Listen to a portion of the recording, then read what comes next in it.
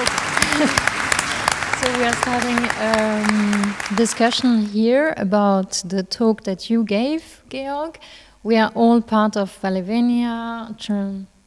We are artists, and I'm an actress. Anne-Marie as well. Baloo is doing percussion. Martina, you are also an actress. So, but we also all come from different cultural background. I mean, we have people from the other side of the Atlantic. I'm French, you are German. You're also German, but you spend your time all around the world. And you are from India. So it's a wild mix. And the first thing is we talked about waves. This, you're saying everything is about waves. So, but not only we have waves, we have inner waves. You have your waves, but objects also have their waves. How would you say that they relate together? Like, because we don't always sync. This is the thing. Sometimes you and me, we can sync, or for a second we sync with more people together, but then we drift apart. And is there a way to explain our Bereitschaft? How do we say in English? Readiness. Readiness. Predisposition. Mm-hmm. See, it's like it's always fluctuating, so the relationship between people is also fluctuating. You create moments of synchrony. For instance, when you tell a joke, everybody is laughing. That creates a synchrony in the movement, and that creates a synchrony of the feelings. And that connects you. But of course, then everybody of the group who heard the joke has her or his own trajectory of the waves. So then they might depart from each other. Yeah? I mean, now while I answered to you, I have sort of the image of a soccer game, you know. Being originally from Europe, of course, soccer is the big thing. In Canada, it's hockey. Yeah, but it's the same thing. Look, you have the hockey puck, yeah, or the soccer ball. Sometimes all people come together, they concentrate, and then they disperse again. Yeah, and then they disperse, all the different players go more or less on their own speed. But when they come together, they have similar speed, they have a synchronization towards the puck or the ball. Same with group dynamics. Your fluctuating waves cross. So maybe the moment or we are forcing them to cross when we tell a nice joke and we smile. Yeah. And then we distance and it goes back and forth. So it has also to do with synergies, no? Like waves goes like that, yeah. But then you've got like people joining together. The waves are also adding each other, right. No? Synergy or resonance, yeah? You can have group effects and then you have an outcome of the group you've never expected, yeah? Also maybe when people get together and they get an idea or a discussion comes out, yeah? Thank you. I think I can relate that to concerts and music as well. I come from a classical music background, so different bands have got different genres of what they present in music. So oftentimes, as a percussionist, I have to balance the way and the speed and to match the different genres. So I totally agree, and I think well answered, Dr. George. First of all, I would like to thank Valivenia, Hannah, and Leo. We are associated for about last 7 years, but I feel like it's more than 7 years, to be honest. And I definitely feel it could be more than 40 years. I don't want to reveal my age, it's beyond that. So my questions, maybe I have 2-3 questions to you, which is in relation to that. I believe there is something beyond brain, nerves, and blood in human relationships or connections. In my culture, they call it as the soul connect or something of that sort. So I have 2 to 3 questions. I don't know if you have a choice of me pausing one after the other, or you can answer all the 3. So my first question is like, is there anything like a soul connect between people? And I've had many experiences to relate to that question. For example, I'm a percussionist and I teach kids or students the art which I learned, and I learned it for 15, 20 years. It took me 8 to 10 years to just learn the basic. It's that deep is the art which I was training myself to. And on an average, it takes 8 to 10 years for any of the student I teach as well to learn the basic of that art. But oftentimes, I come across kids and students, or like smaller kids, like 4 years of age. They come in and then they get it like in a year's time. And I feel that they come with some experience before. And I feel that they are connected to that art even before maybe in their previous life. So my first question to you is there a soul that exists in the body beyond the brain that comes with an experience? So, first, when you mentioned the soul connection, that I think it's a description of synergy, resonance, waves, and the waves go through you. I mean, when you take the perspective of the world, the waves go through you. Yeah, like the music waves, they go through your brain and adapts and matches with each other. So I think there's no metaphysics in these kind of experiences. And actually, before answering the second part of that first question, I want to say that you're from a context from India, where you have much stronger feeling for dynamics, for resonance, than in the Anglo-American world. Yeah, and that has probably in part a philosophical background. You're much more into flow, stream, temporal continuities. Yeah, and you embed yourself as part of that temporal continuity, and all your very experience-based culture is strongly based on that. Whereas in the Anglo-American world, it's also probably due to philosophical differences in the background, it's usually to chop up the time. Yeah, you start with here, snapshots of time. And then you wonder how you can have an experience of a flow of time. Stream of consciousness, William James, a philosopher, psychologist at the end of 19th century. So now the second part of your question, I would say it's a dynamic phenomenon. That kid, that 1 or 2 year old which immediately gets it, has probably a certain tuning, certain dynamic in the brain which makes it perfectly suit for the music and for the percussion. Yeah. Now the question where that is coming from, I cannot tell you. So there might be a certain genetic disposition, there might be an intergenerational from the family heritage. Yeah.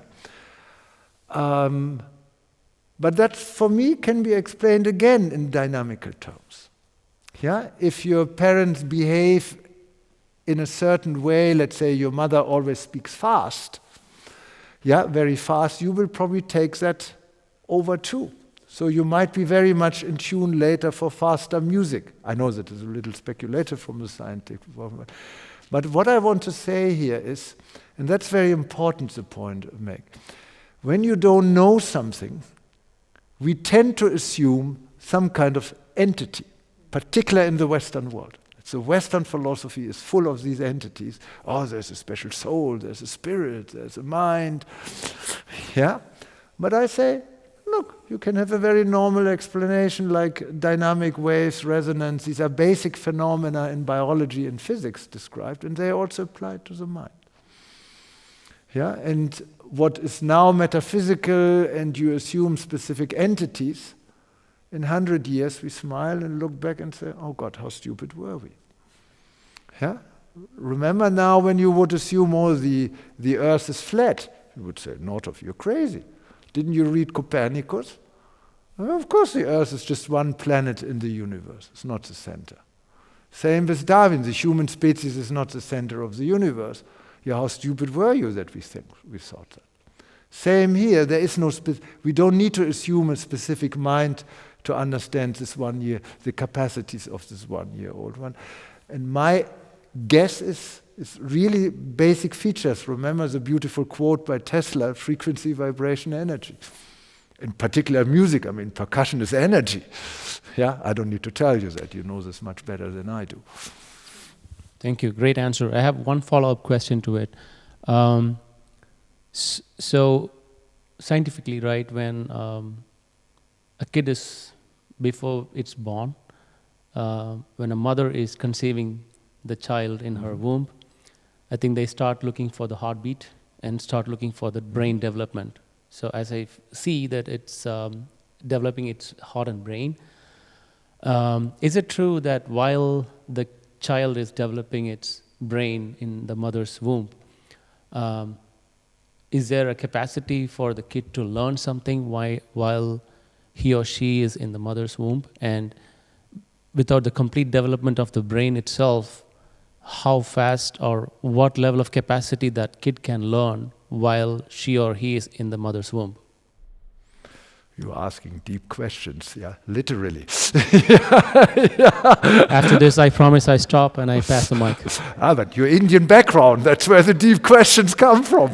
I know that and I appreciate that. Yeah, so very good question. So you have to see scientifically, after the 3rd month, the baby is complete.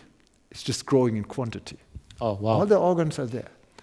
And another thing, when you, and this has been shown, when you play during the pregnancy, and I recommend it to pregnant women now, play your favorite music and calm music.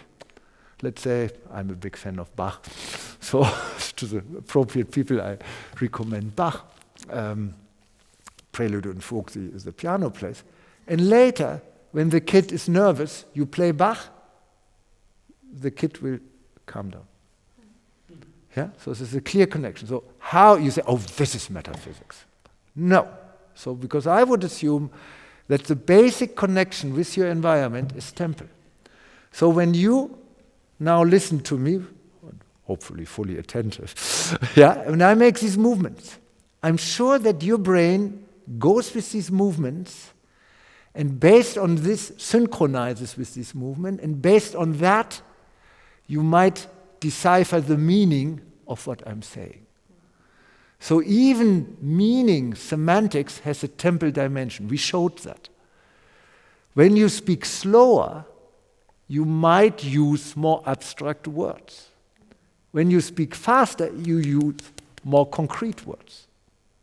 That's why philosophers are so slow, yeah. Yeah, because they're so abstract. Yeah, but that's of course a joke here. Yeah, but meaning there is, that's what I would explain. So, and your brain picks up not the tones as such, but the temple envelope of those tones. That's important for your experience. Your brain, for me, it's an intrinsically temporal organ.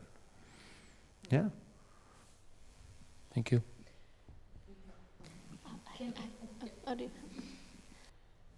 You said that your clients, some of your clients thought they're Nefertiti or Stalin. Did they synchronize with these personalities, and how did they behave, and what can I learn from that as an actress? Yeah, very good question, very good question. So first, this usually occurs in people who suffer from psychosis or what is called schizophrenia. And what is important, they have really, one can literally, they cannot synchronize.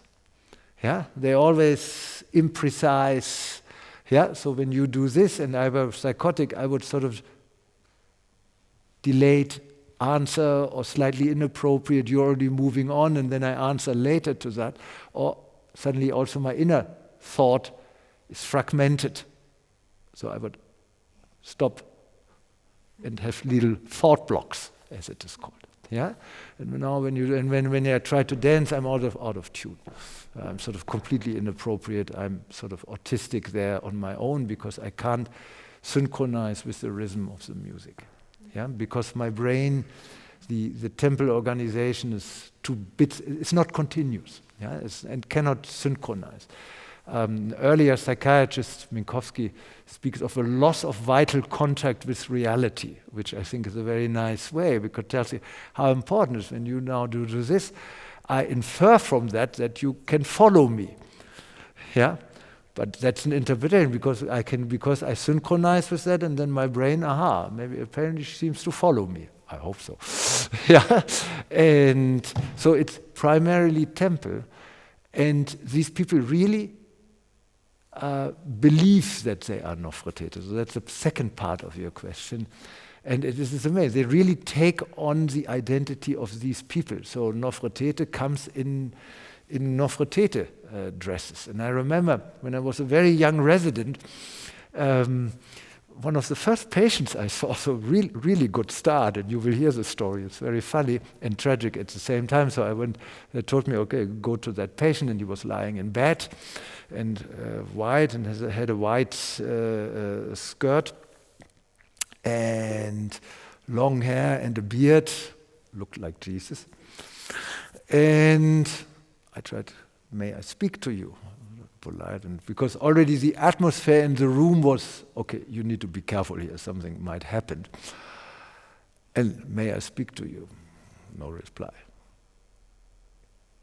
I would like to interview you. I'm Dr. Nordhoff, and I would like to speak with you. No reply. God, I'm getting anxious. Okay, yeah. Can I speak to you? And then suddenly he rose and smashed me down. How can you dare to speak to Jesus like that? Yeah, so that means he really was Jesus, subjectively. Yeah, and he dressed like that with a beard, and yeah. Interesting. So they're not only desynchronized from the environment, they're also desynchronized from their own self. Yeah, that always goes together. If you have changes in yourself, you have changes in your relationship to the world. Always goes together. Yeah, it's very important. The brain is basically like a shuttle between the two. Yeah, goes back and forth. It's always a balance. Yeah, and usually we balance quite well. Like this. Yeah. But I need to jump in here because I think, is it that you can't synchronize or that you're synchronizing to something else? You know, because if we are an actor, our goal is actually to try to get the pulsation of someone who doesn't exist. We're actually looking to be Jesus in this, or like not Jesus, but, and this is like, this is, I don't know, it's a pulsation that comes from our dreams, our subconscious, or something like that. And this is actually the contrary to, like you are trying to bring people back into the reality. We are trying to open a new reality. This is like a back and forth movement, I guess, like practically the opposite. And I don't know, like psychology is trying to bring people back into the moment, thinking there's something wrong with them, no? Yeah, we try to bring, but before now, I'm speaking, I would like to ask you, a very good example. So how do you do that as actors? How do you get into a role? And how do you have in that moment, you're really that role, that person, and how do you feel afterwards, before? How do you guys do this? Well, I don't know, so I will get Martina. I actually had, so I work in the field of mental health as well as a vulnerability speaker.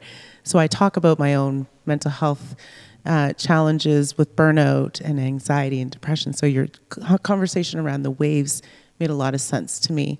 On the artistic side of my work as an actress, that is another part of the world I'm trying to understand more, is the psychology of acting. So as I prepare for a role, I do a lot around, and it may be the same, Anne-Marie, is like scene development, character development. What are the the mini stories behind, and oftentimes I'm creating my own backstory, so that, and sometimes it's like a diary or a secret journal that I'm writing about that character that I'm making up, so that when that scene is being played, I can feel the emotion, and I can you know, whether it's feeling a betrayal, whether it's joy or happiness, or whether it's, you know, feelings of anxiety, or whatever the case might be, whatever the situation is. And so there was I can't really, it's in post-production, so I can't really talk about it, but last year when I was filming a scene with a character I was playing with, in that moment, I had actually lost sight of who I was and was really deep into that character. The other actress who I was playing with in the scene, when they said cut, she looked at me and she said, "My God, like, you brought me into a place." And I had to actually pull myself away, because what I had done was not a great thing. And so I had to realize that it wasn't me. It was the person I was playing, because it was a portrayal of someone or of something that I would be ashamed to be or to do. So the preparation was one thing, but it was also, how do I, you know, come out of that character and bring myself back to self?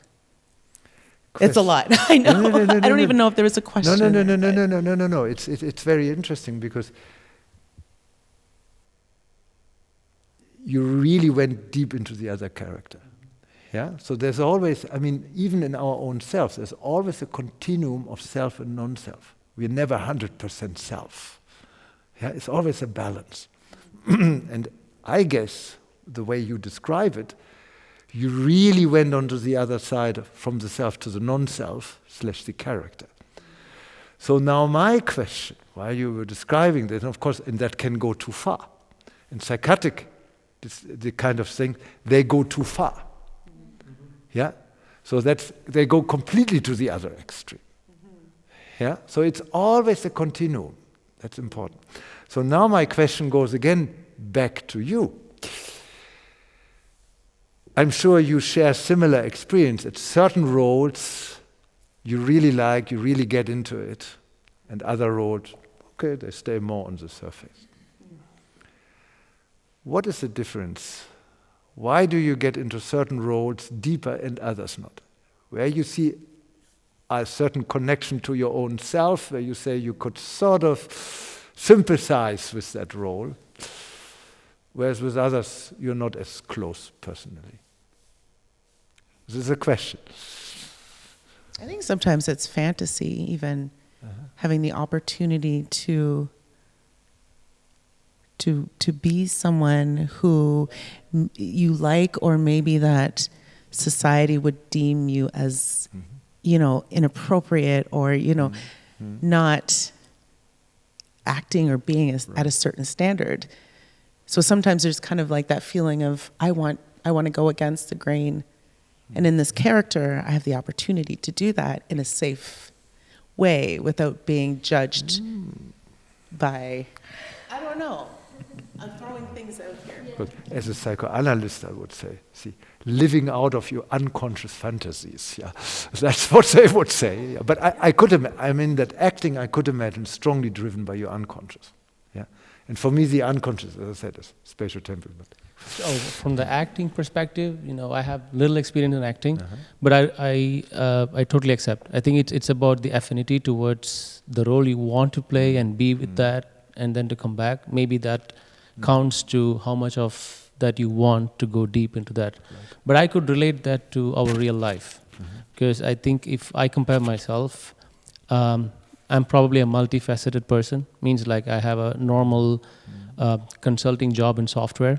That's my daily for 5 days a week.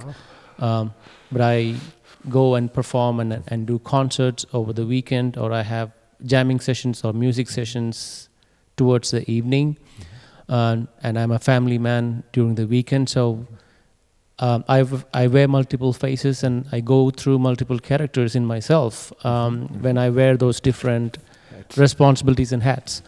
And I do feel when I finish up a weekend, which is more thick with a lot of art and family and friends, to get back to work on Monday morning, it's a lot to change myself. So what I do oftentimes is Mondays, I try to wake up early, like 5 o'clock in the morning, to make sure that I transform myself to the software consultant I have to be. Yeah. So in that way, I can relate to your question. But one thing I would like to state is, like, the more deeper you go into those roles is when you actually really enjoy it. Yeah. If I stay peripheral in my job, like Monday morning, I wouldn't really enjoy it and I'm not able to be efficient. So the moment I'm in very deep into the job and I'm able to do things faster and efficient. So I believe that whichever role I play, I try to go deep and sincere into that so that I enjoy. And if I need to come back and come out with that, I would come out in no time. Yeah, very nicely described. So when you were saying the last things, I was saying that you go deeper into the deeper layers of the iceberg. Yeah, because that's where the feeling, you see how I react, that's where the feeling is, that's where the experience is. Not up there, it's down there. Yeah, it's a very basic thing. Yeah, I mean, this is when you meditate, or I'm an avid runner. Yeah, when I run, this is for me like a meditative state. Yeah, yeah. So how it is for you? Is acting for you like a meditative state? Oh, sorry for interrupting. Because I actually had a question about meditation. Because is acting a meditative? It is somehow. I think sometimes it can be quite therapeutic. Yeah. And sometimes living out something can, like, also help me as a person. But what I also wanted to ask about meditation, because a friend of mine sent me like 2 years ago some like meditations with brain waves, and I forgot for what, but they actually were for the US, and they were for, I'm not even sure, for like unlocking certain things in your brain, like, and to see stuff that you, or maybe getting out of your body, and like, I don't know, I forgot totally, but like also they're talking about brain waves, and can you say something about that? Oh, it's one of my favorite topics these days. Because, okay, good question. So, and of course we have also an Indian here who's an expert in those things. So, let me briefly say, so we investigated in a study the brains of proficient meditators, 10, 20 years, versus the brains of beginning meditators. And usually your brain is sort of organized in regions which process the external input, like visual regions, or the external output, the motor stuff. And then regions which are sort of called higher order regions, more for the internal stuff yourself. Yeah? So it's sort of a dual organization, if you want to say so. It's a dual topography. Yeah? Now, that's what you observe in normal people, whatever that is. And that's what you observe also in beginning meditators. But in proficient meditators, that duality of the organization is no longer there. There is no self, non-self, or sensory, internal, external organization in your brain. Because these regions are now highly synchronized and they don't make a difference anymore in activity. So there's a shift from a dual topography, organization of the regions, to a non-dual organization, topography. And what do you experience now on the mental level? He already knows because he's Indian. It's non-duality. It's a big thing. Yeah, there's no distinction anymore between self and non-self. Yeah, the Western people say your self disappears. I would say no. It's just reorganized And you also you have the feeling of unity more with the environment. You have synchrony. Yeah? And because your brain doesn't make a principal difference anymore between internal/self and external/environment, because now highly synchronized. So your non-dual topography of the brain translates into a non-dual experience or non-dual topography of your mind. Remember? Common currency. For me, one of the most fascinating, you see my face, one of the most fascinating examples, and we develop the same thing now for dreams. For dreams you can make similar when you, for instance, then I stop. For dreams, remember all these pictures by Salvatore Dali, the clock, these distorted, spatially and temporally distorted, the trees, yeah? So how did he do that? Because he was basically sitting, taking a nap, having a little clock here, which here on his lap, and that clock, he has a little iron thing down here, and when the clock fell, the iron thing being, and then he woke up and immediately wrote down his dreams. So he basically, that's the way, you look it up in Google, you see the photos where Salvatore Dali sits and the clock here. It's very funny, yeah? Yeah, and that's how he came up. So what you have in dreams, you have the same contents, like a clock, like trees. But they're sort of slightly distorted. Especially the clock is shaped like this, the trees are like that. Yeah? Why? Because your brain topography, space, time changes accordingly. So the same content, like say, for instance, this hall, so tonight maybe I have a dream about this hall, yeah, but it may be slightly different because the spatial temporal coordinates of my sleeping brain change. So the same content is recalled in a different spatial temporal context. Yeah?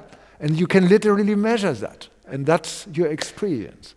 Yeah? So neuronal topography dynamic translate into mental topography. And I think that's also, for me, that's when I see art now, like you're talking about the beautiful poems, I consider it how long are the breaks she makes, because that changes the meaning of the next word. If you have a longer break, the next word gets a much higher significance and meaning, and then you might want to speak a little louder to emphasize that, than when you have a very short break. Yeah? So there's a temporal envelope to your meaning. So when you were talking, that's why I also told him, my temple view. Maybe I'm too narrow-minded, but okay, sorry. And I have another question, but I'm not sure if it's from the same topic, but also about remote viewing. Can you say something about that? Or is that not your topic? Can you give an example? Remote viewing. I heard about it, but I also forgot about it. It's like, I think it's also like this kind of meditation and people finding other people, like seeing stuff from. But it's also I'm not sure how to explain it because I'm not. Body experience. I think it's out of body experience or something, yeah. And they see what other people see, or also like finding. I think I'm not sure if the U.S. use that remote viewing to find stuff or something like that, or they're like theories. I'm not sure. Maybe you shouldn't cut that out. But I'm very interested in that too. You can Just a joke. Yeah. Is it to spy someone or? It's also used for spying. Yeah. Okay. Camera off. I'm joking, of course. Okay. Yeah, I'm not sure if you know something about that. So what I can associate that with out-of-body experience, yes, that you yes. perceive your body from the outside. Yes. And that is indeed, has a neuronal basis, there's certain networks in the brain, you can really see they have lower activity. So what happens here? Again, is an external input from the environment, internal input from the brain itself. Yeah? And that balance and that external input is usually integrated within the internal input. So when you listen to me, my speech is integrated into your ongoing waves. And then you will perceive my speech through your own waves and how are they modulated by my speech. Now, for instance, when your own waves are very strong, you might process my input, but you will not much perceive it. Yeah, you will basically perceive what you want to do. Like with students, they just pretend to listen and then they think their own stuff. Yeah, and when you ask them, okay, yeah, same thing here. So it's an internal-external balance. Let's say, and if, for instance, in these out-of-body experiences, that is not properly integrated. So you perceive that as if it's outside. So this internal-external balance changes in an abnormal way. You might also have heard about the rubber hand illusion. It's another nice thing. When you put your arm into a device and you can't see it, and then they give you some little brush on it, and then at some point you have the feeling it's another person's hand. Yeah? So this internal-external integration is so important. Yeah, it's very fascinating, but we have to wrap it up. To wrap it up. Since you asked for wrapping up, maybe that everybody, so let's say what you take home from the brain stuff or from the others, and I take home from you guys. 1 or 2 sentences.